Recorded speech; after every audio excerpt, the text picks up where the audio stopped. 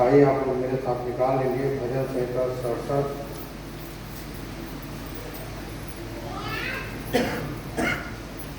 67 जिसका नंबर है 700 भजन संहिता।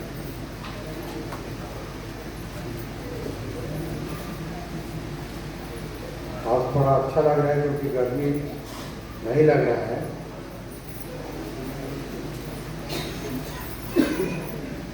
तो थोड़ा ध्यान से सुनिएगा, परमेश्वर का वचन है। उसकी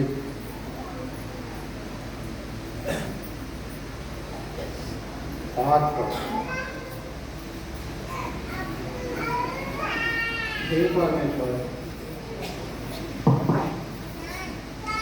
हे परमेश्वर, देश देश के लोग तेरा धन्यवाद करें। देश देश के सब लोग तेरा धन्यवाद करें।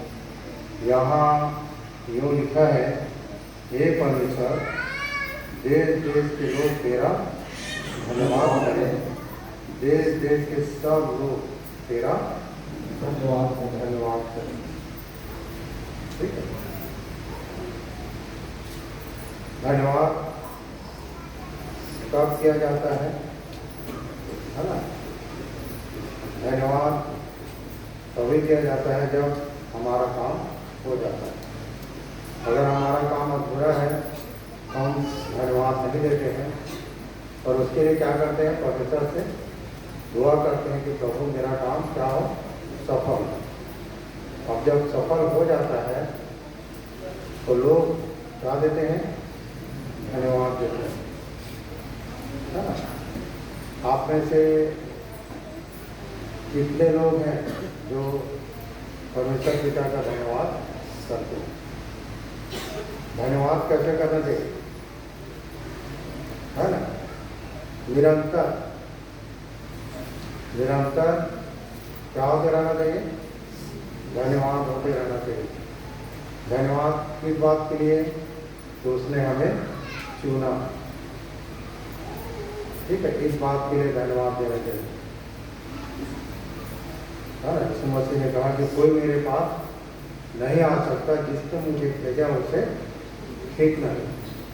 तो उसके पास हम आए हैं तो हम अपनी इच्छा से नहीं आए हैं। ठीक है, इसलिए लिखा है, हे परमेश्वर, देश देश के लोग तेरा धन्यवाद करें। देश देश के सब लोग तेरा धन्यवाद करें। किस बात के लिए धन्यवाद करना है? आप पूरे बाइबल को पढ़ो, आप लोगों को समझ में आएगा कि हमें किस किस बातों में परमेश्वर का धन्यवाद करें। चलो मैं आप लोगों को एक बात बता रहा हूँ। मैं यूहन्ना 15 अध्याय उसके 16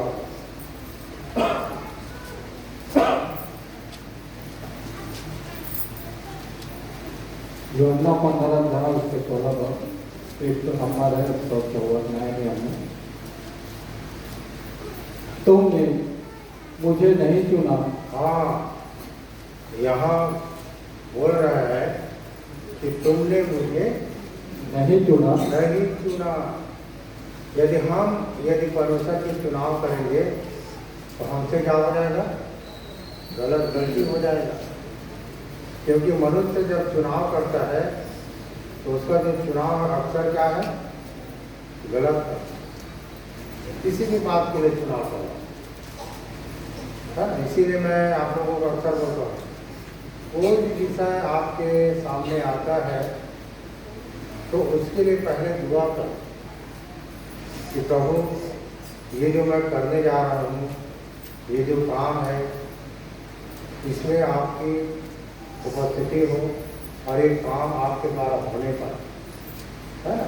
प्रार्थना करते समय कई लोग हैं कुछ शब्द का इस्तेमाल करते हैं, इसमें मेरी इच्छा नहीं, आपकी इच्छा पूरी। जब ऐसे करके जब आप कोई काम को करते हैं और यदि काम रुक गया तो इस बात के लिए धन्यवाद हो कि परमेश्वर इसमें आपकी इच्छा हो, और यदि काम हो गया तो पर भी धन्यवाद हो कि पिता इसमें आपकी इच्छा हो। क्योंकि हम आगे को नहीं जानते, कि क्या हो। अगर आगे के विषय में भी हम जानते, ठीक है, तो हमारे जीवन में किसी प्रकार की कोई चिंता नहीं होता शुरू होने। इसीलिए हमारे जीवन में जो चिंता बना रहता है, वो चिंता ये है कि आगे क्या है, आगे क्या हो।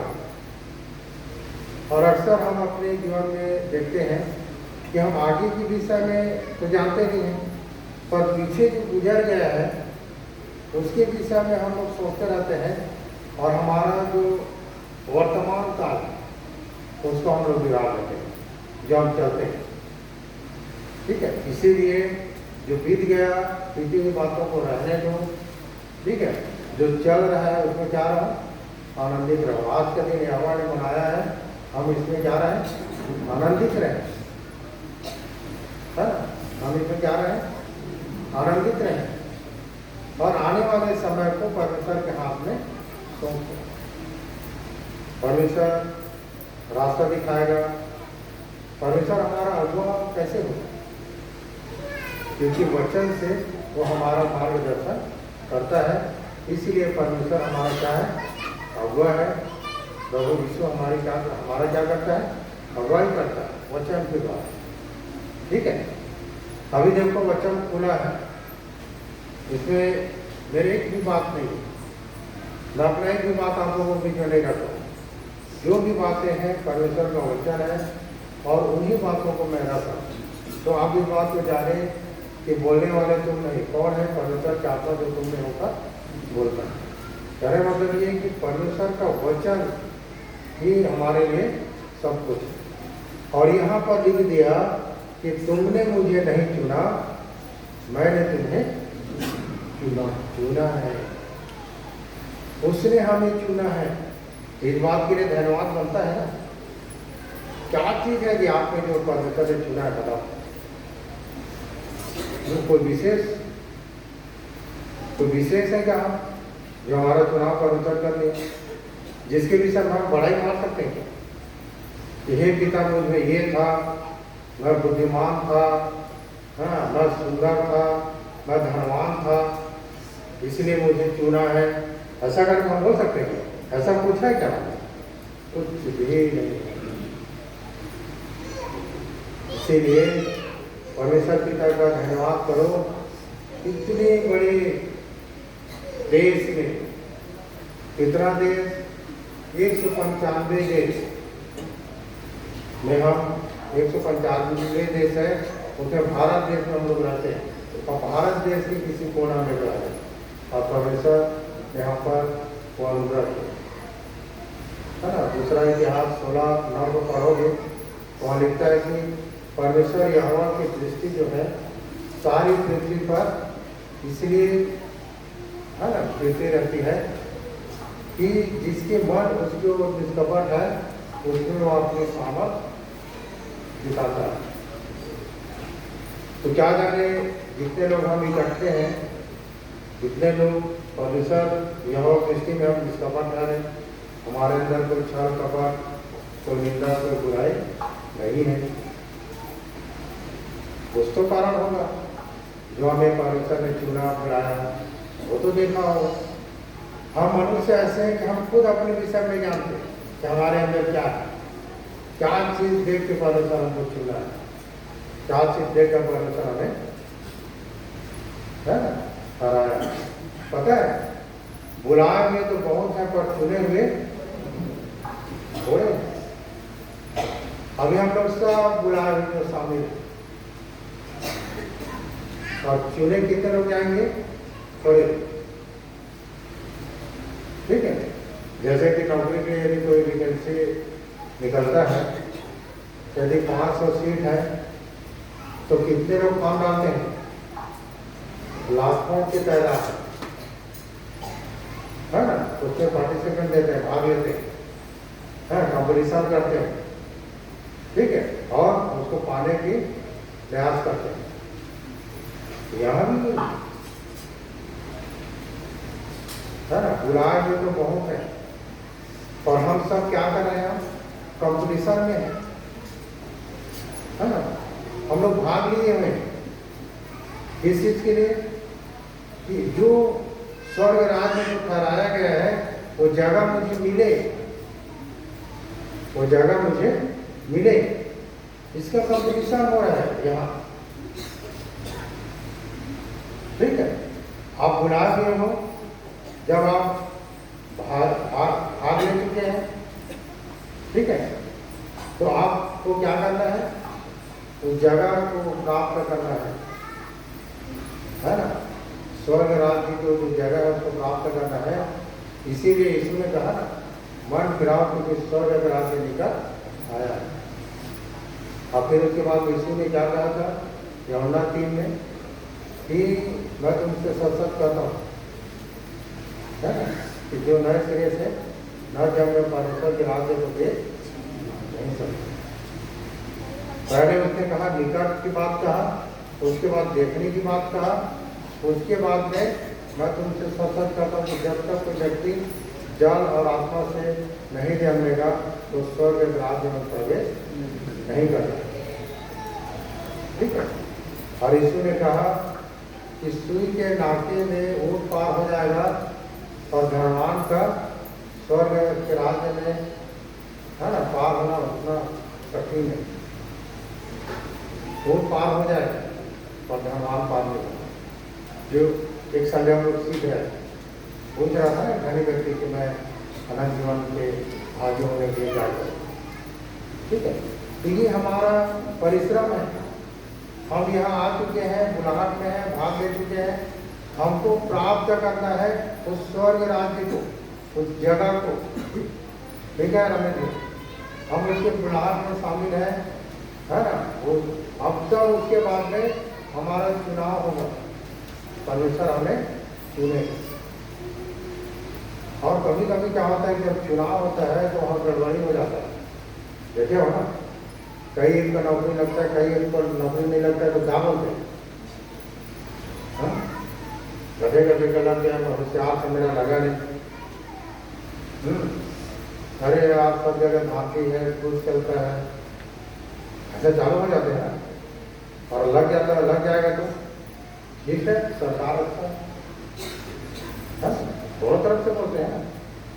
तो यहाँ जब चुनाव हो गया तो धन्यवाद देने की बात है। जब आपका चुनाव नहीं हुआ तो क्या करने की जरूरत है,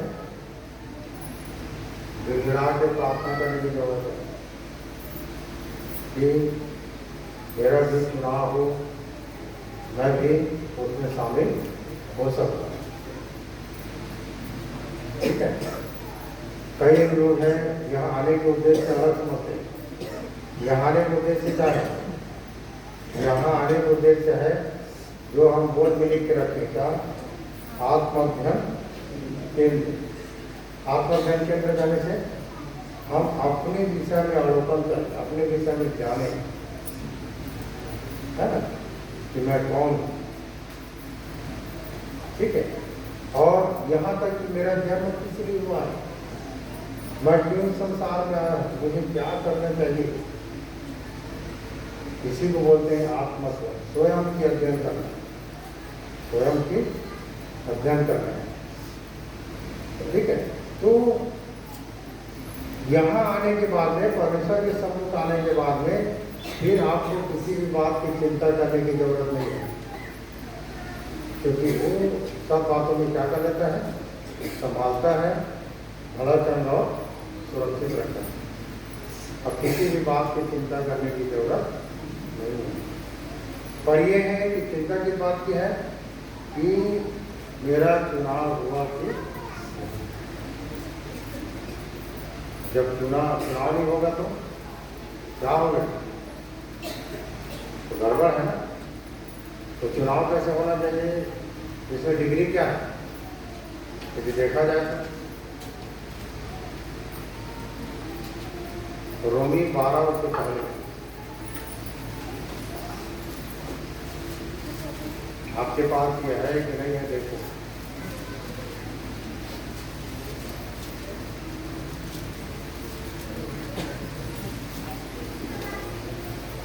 रोमी 12 अध्याय उसके पहले का।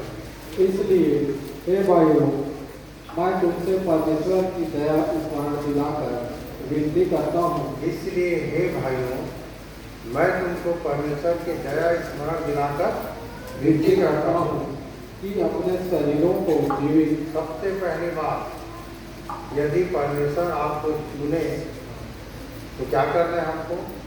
अपने शरीरों को जीवित करना है। तो कहने का मतलब ये कि शरीर जिंदा है, इसका मतलब ये नहीं कि ये जो शरीर जो जिंदा है, पर जीवित कहने से ये है, देखो मरकुस 12:27 इसको खुला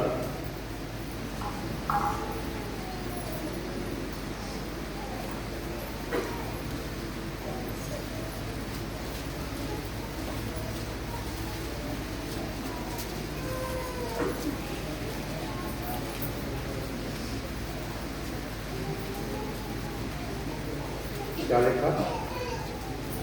परमेश्वर मरे हुओं का नहीं वरन जीवितों का परमेश्वर है। हाँ, परमेश्वर बड़े हुओं का नहीं वरन किसका परमेश्वर है? जीवितों का जो परमेश्वर। जीवित है।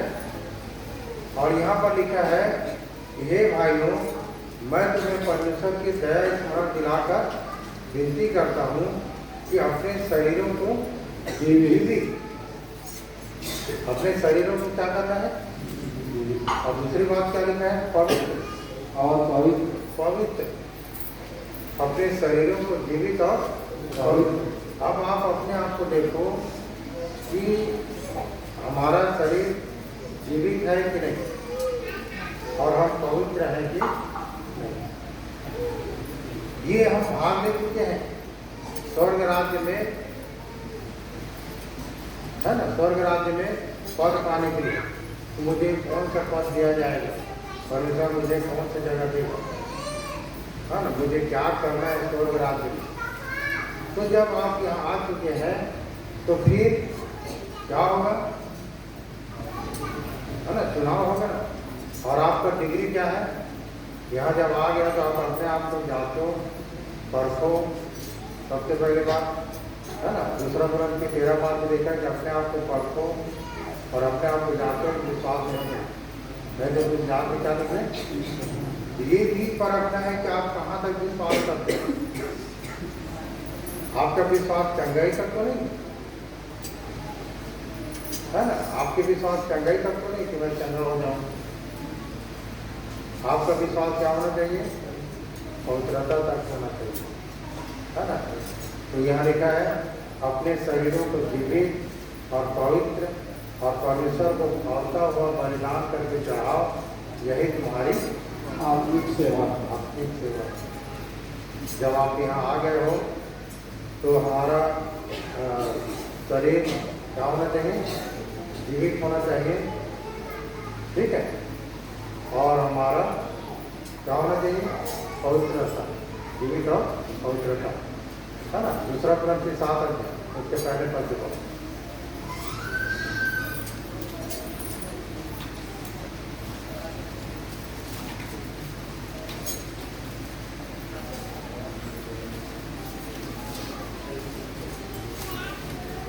हमें अपने हृदय में जगह दो, हमने ना किसी के साथ पहले दूसरा कुरान 7 अध्याय के पहले। अतः हे प्रियो, जबकि ये प्रतिज्ञाएं हमें मिली हैं, तो आओ हम अपने आप को शरीर और आत्मा की सब मलिनता से शुद्ध करें। हाँ, अतः हे भाइयों, जब हमें ये प्रतिज्ञा मिली है तो आप हम अपने सब शरीर और आत्मा की सब मलिनता से क्या करें? शुद्ध करें। शुद्ध करें। हमारा आत्मा और शरीर दोनों क्या हो गया है? मलिन हो गया, ठीक है? आत्मा और शरीर दोनों क्या हो गया है? मलिन हो गया है। तो आओ हम अपने शरीर और आत्मा की मलिनता से क्या करें? अपने आप को शुद्ध करें और परमेश्वर का भय रखते हुए पवित्रता को सिद्ध करें। और परमेश्वर के भय रखते हुए पवित्रता को क्या करें? सिद्ध करें। परमेश्वर के भय रखते हुए पवित्रता को क्या करें? हम लोग शिष्य। अब ये हमको देखना है कि हम उसमें भाग तो ले लिए, बुलाहट में तो शामिल है, पर हमारा चुनाव होगा कि नहीं होगा ये आप लोगों के कार्यों के ऊपर मत है ना। बहुत से लोग आए और चले गए क्योंकि परमेश्वर ने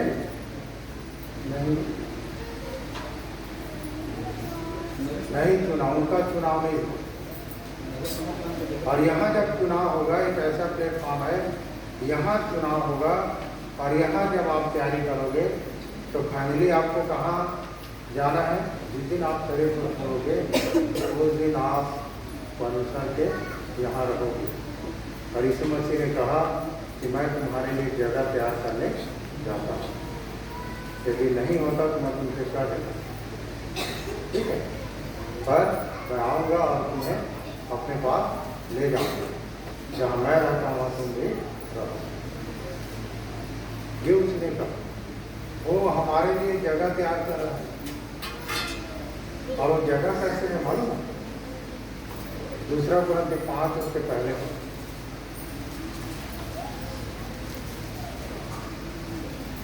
क्योंकि हम जानते हैं कि जब हमारा पृथ्वी पर का डेरा सरीखा घर गिराया जाएगा। हाँ, ये बोल रहा है, हम जानते हैं कि जब कि हमारे पृथ्वी पर का डेरा सरीखा घर गिराया जाएगा तब तो हमें परमेश्वर की ओर से स्वर्ग पर एक ऐसा भवन मिलेगा जो हाथों से बना हुआ घर नहीं परंतु चिरस्थायी। जो हाथों से बना हुआ घर नहीं मिलेगा। कौन सा घर मिलेगा? चिरस्थायी। मतलब घर टूटेगा नहीं, समझ रहे हैं ना? वो घर टूटेगा नहीं, है ना? बरसात में खपरा पलटना, ठीक है, या टेंडर के ऊपर सुपेज कर रहा है तो डंप लगाना, कैसे रहे?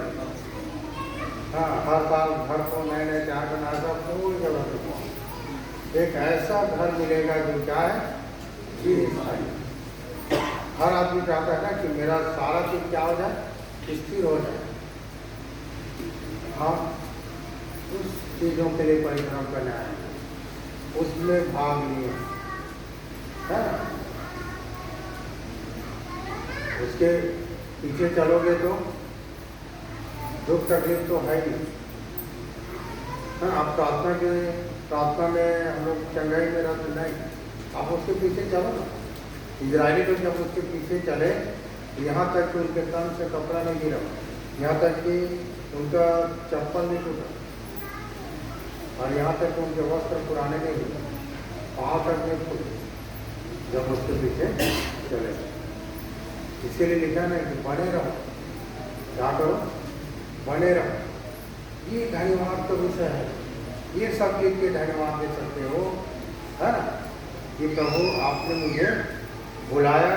इस बात के लिए धन्यवाद, इस बात के लिए धन्यवाद कि मुझे बुलाहट में शामिल तो किया। जब आप बुलाहट में आ गए हैं तो आप लोगों की तैयारी जो है कैसे रहना चाहिए?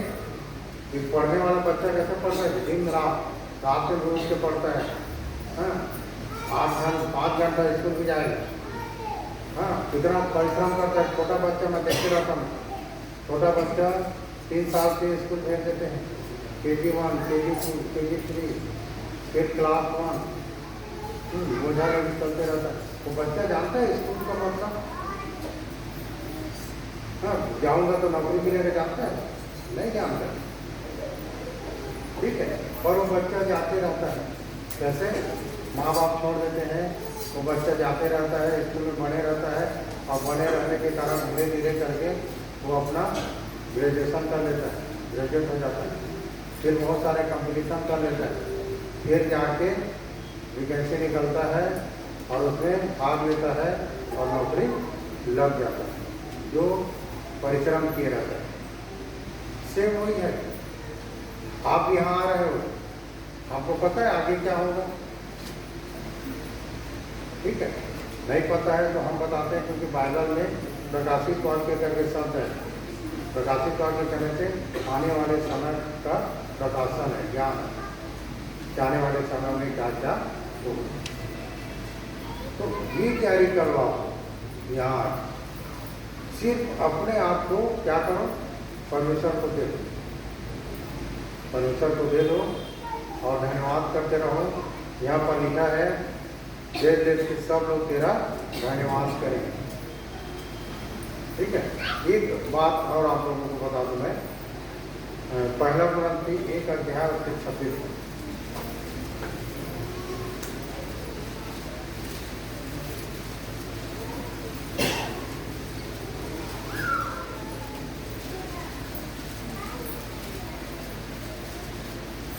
क्या लिखा?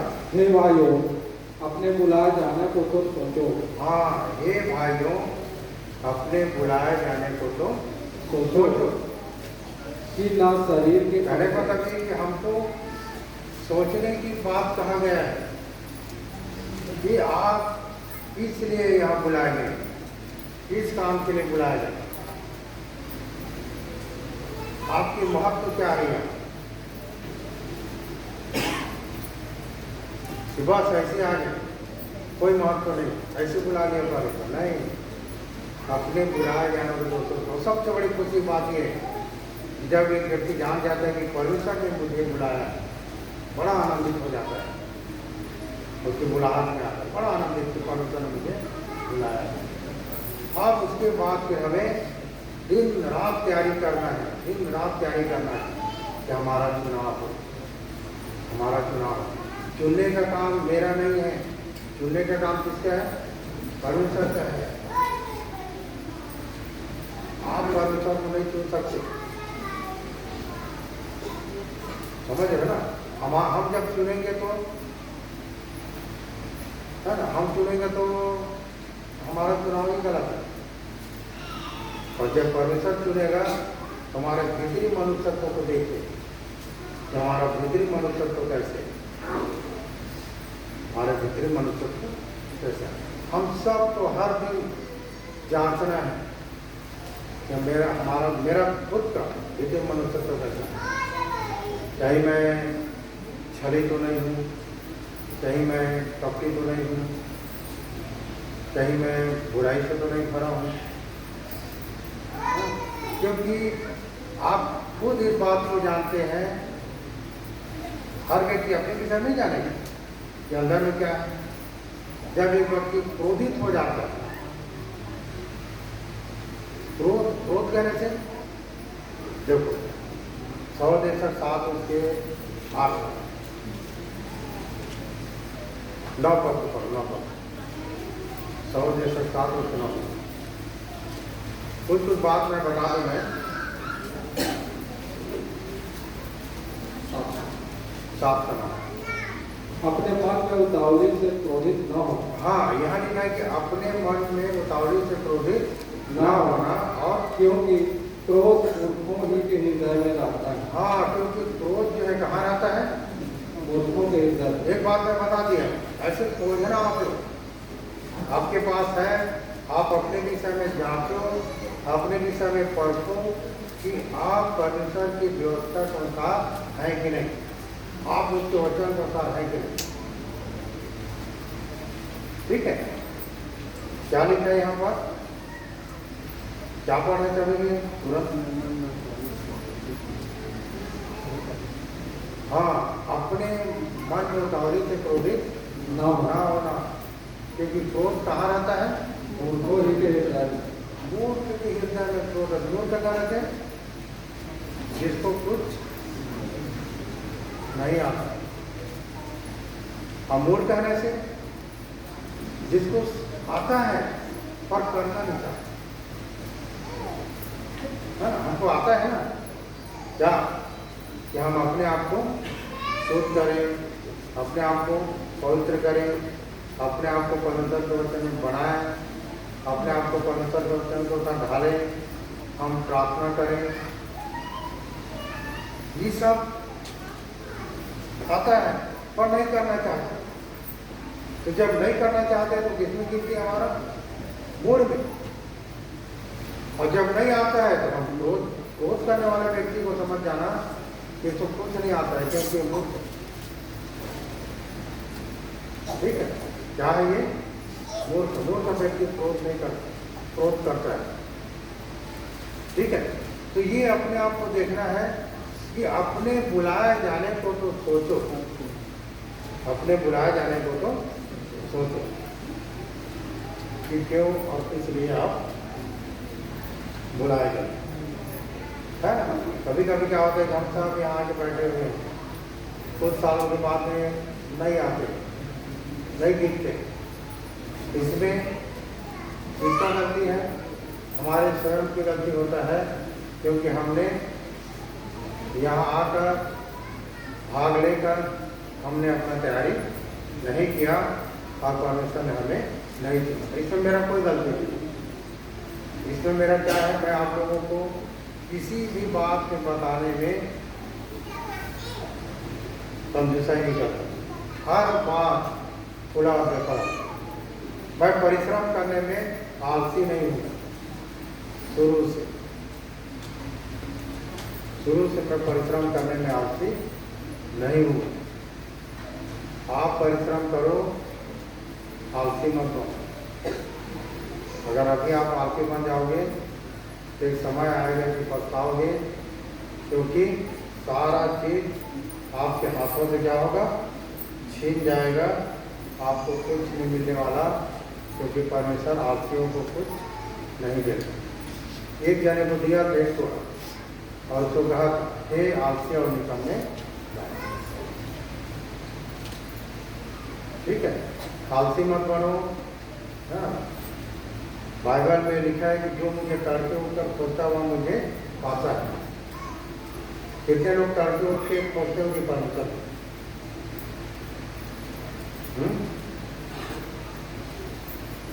एक शहर में हम लोग गए थे, किसी ने पूछा एक लड़के से, बेटा सुबह का सूर्य किस रंग का होता है? तो खड़े बोलते मुझे नहीं पता।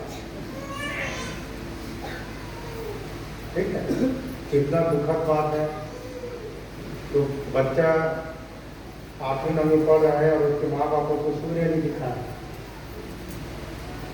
सुबह के सूर्य। मैं तो बोलता हूँ आप लोगों को 100% कि जो सूर्य, सुबह का सूर्य जो बच्चा देखता है डेली, बहुत कम बीमार पड़ता है। कितने बच्चे हैं जो सुबह के सूर्य देखते हैं? आजकल के माँ बाप लोग भी नहीं देखते हैं सुबह के सूर्य। ये दुखद रहता है। और बाइबल बताती है कि जो मुझे तड़के उठकर खोजता हुआ मुझे आता है। पहले के जमाने के जो समय के जो लोग थे, सुबह 5 बजे उठ जाते थे। हम लोग रात में ही बर्तन साफ कर लेते ताकि सुबह 9 बजे उठना है। कैसे रहे नहीं करते ना, अच्छी बात है। रात में ही बर्तन साफ कर लेते हैं ताकि 8-9 बजे उठना है। नहीं, सुबह उठो, सुबह के सूर्य देखो, जो मुझे तड़के उठकर खोजता हुआ मुझे पाता है। ठीक है ना। कितने लोग जो सुबह उठते नहीं तो कहाँ बाइबल पढ़ेंगे? अभी मैं बता रहा था ना, आदि में वचन था, वचन परमेश्वर के साथ था, वचन परमेश्वर। और परमेश्वर आदम से कितने समय मिलने आता था पता है?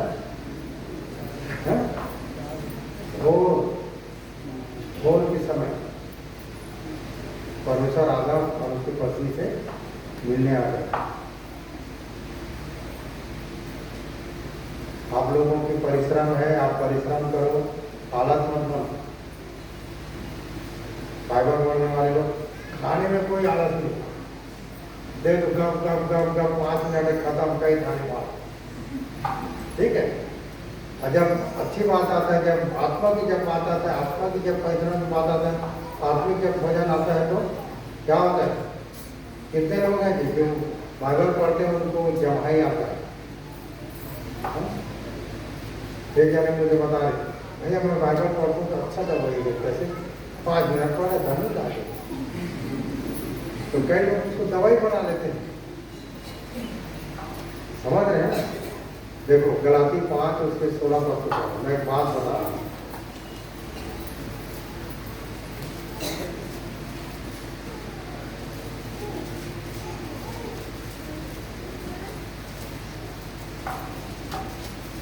पर मैं कहता हूँ आत्मा के अनुसार चलो तो तुम शरीर की लालसा किसी रीति से पूरी ना करोगे। हाँ, आत्मा के अनुसार चलोगे तो शरीर की लालसा किसी रीति से पूरा ना करोगे। आगे, क्योंकि शरीर आत्मा के विरोध में और आत्मा शरीर के विरोध में लालसा करता है। दोनों एक दूसरे से लड़ते रहते हैं। शरीर आत्मा के लिए लड़ता है, आत्मा को लड़ता है, और आत्मा शरीर से लड़ता है। समझ रहे हैं? अगर हम कुछ बुरा काम करना चाहते हैं तो हमारा मन गवाही देता है क्या कि हम चोरी करें? नहीं देता है। आपको पता है, आप किसी के घर जाना और चोरी करना, बात बता रहा हूँ मैं, प्रैक्टिकल करना, ठीक है? कोई चीज अगर खा जाए और चोरी करना तो आपके यहाँ जो है ठक ठक ठक ठक करें। समझ रहे ना? मुंह काम सूखा हो जाए। किसी के मोबाइल चोरी करके देखना और ले जाना तो रात को नींद नहीं आएगी, क्योंकि आत्मा जो है आपको गवाही नहीं देता कि आप चोरी करें। ऐसा है? हुआ है किसी के जीवन प्रैक्टिकल करके देखना। किसी के घर के ताला तोड़ना रात में, या किसी की कोई चीज चोरी करके देखना, आपके अंदर एक अलग से डर है। गलती करने वाले व्यक्ति के अंदर डर बना रहता है, क्योंकि आत्मा जो है गवाही नहीं देता है। अब जब आत्मा गवाही नहीं देता तो आप स्वतंत्र रहोगे, चाहे इधर उधर की काम करना। ठीक है? एक और बात, शरीर आत्मा के विरोध में काम करता है। शरीर आत्मा के विरोध में काम करता है। अब जैसे बाइबल पढ़ोगे या दुआ में या प्रार्थना में या इसकी जब बात आएगा तो शरीर साथ में होगा। कई एक लोग आत्मा देखना कि मेरे साथ हुआ बहुत पहले जब मैं बाइबल पढ़ा, शरीर वजन हो जाता, पूरा एकदम नींद आता था, मैं लड़ा। शरीर को काम में लाया। शरीर हमारा क्या है? बैरी है। इसका मतलब ये नहीं कि उसको मारना चाहना। बैरी है मतलब अच्छे कामों के लिए ये रोक लगाता है, ये हमारा शरीर। इसीलिए जब आप यहाँ आ चुके हैं, जब आप बुलाहट में शामिल हो चुके हैं, तो मैं आप लोगों को बता दूँ, वहीं फिर उस वचन को खोलिए आप, यूहन्ना 15:16।